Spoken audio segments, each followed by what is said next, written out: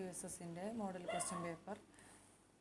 കസ്മിൻ വർഷേ ഭാരതസ്യ തുമ്പ ഇതി വിക്ഷേപണ കേന്ദ്രം പ്രാരഭത. ഒന്നാമത്തെ ചോദ്യം ഇതാണ്: ഏത് വർഷത്തിലാണ് ഭാരതത്തിൻ്റെ തുമ്പ എന്ന വിക്ഷേപണ കേന്ദ്രം ആരംഭിച്ചത്? ഓപ്ഷൻ സി ആണ് 1963.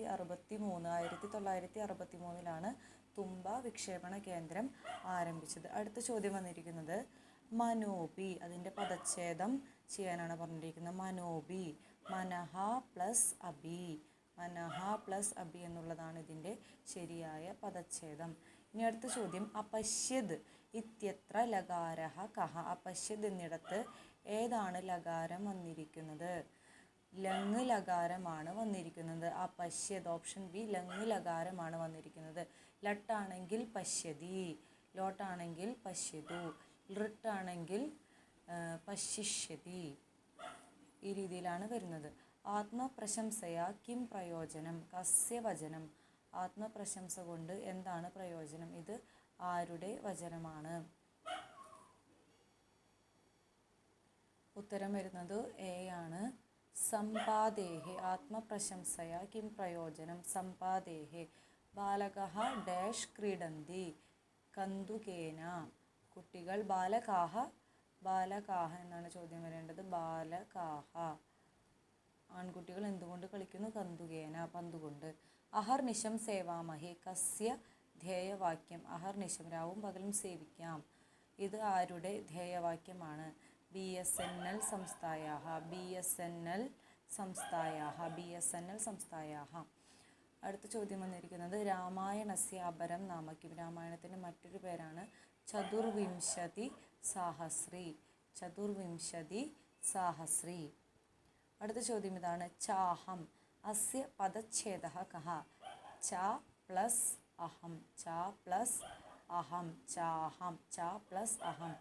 ജ്വലന്തം കം ഉപയാദൗ. ഒമ്പതാമത്തെ ചോദ്യം: ജ്വലിക്കുന്ന ആരെയാണ് സമീപിച്ചത്? ജടായു സമ്പാതി ആരെയാണ് സമീപിച്ചത്? ആദിത്യമുപയാദൗ എന്നാണ് ശ്ലോകത്തിൽ പറഞ്ഞിരിക്കുന്നത്. അന്തസ്യ ഭാവഃ കഃ? അന്തൻ്റെ ഭാവം എന്താണ്? ആന്ധ്യം. ആദ്യത്തെ പാഠത്തിലെ ശ്ലോകത്തിലാണ് തന്നിരിക്കുന്നത്. അജ്ഞതാന്ധ്യം വാരയന്തോ എന്ന വരിയിൽ പറഞ്ഞിട്ടുള്ളത്. 11ാമത്തെ ചോദ്യം: ഗദ്യപദ്യമയം കാവ്യം കിം? ഗദ്യവും പദ്യവും ഉൾച്ചേർന്ന കാവ്യം ഏതാണ്?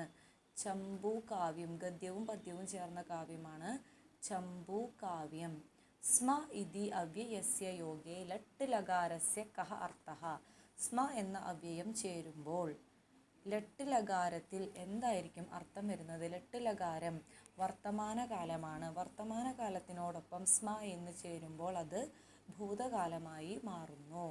ലട്ട് ലകാരം വർത്തമാനകാലമാണ്, അതിനോടുകൂടെ സ്മ ചേരുമ്പോൾ ഭൂതകാലമായിട്ട് മാറുന്നു. വസതി സ്മ, വസിച്ചിരുന്നു. വസതി വസിക്കുന്നു, വസതി സ്മ വസിച്ചിരുന്നു. 13ാമത്തെ ചോദ്യം: ഡാഷ് വനം ഗച്ഛാമഹ? ഗച്ഛാമി, ഗച്ഛാവഹ, ഗച്ഛാമഹ. അഹം ഗച്ഛാമി, ആവാം ഗച്ഛാവഹ, വയം ഗച്ഛാമഹ. ഉത്തരം വരുന്നത് സി ആണ്. വയം ഗച്ഛാമഹ. ഡാഷ് ഗണേ.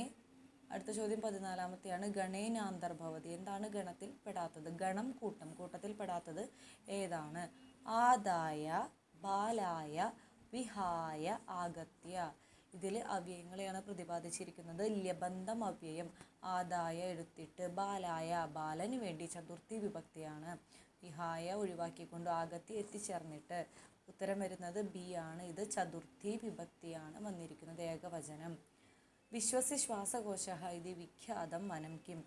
ലോകത്തിൻ്റെ ശ്വാസകോശം എന്നറിയപ്പെടുന്നത് ആമസോൺ ആണ്. വിശ്വത്തിൻ്റെ, ലോകത്തിൻ്റെ മുഴുവൻ ശ്വാസകോശം എന്ന പേരിൽ അറിയപ്പെടുന്നത്.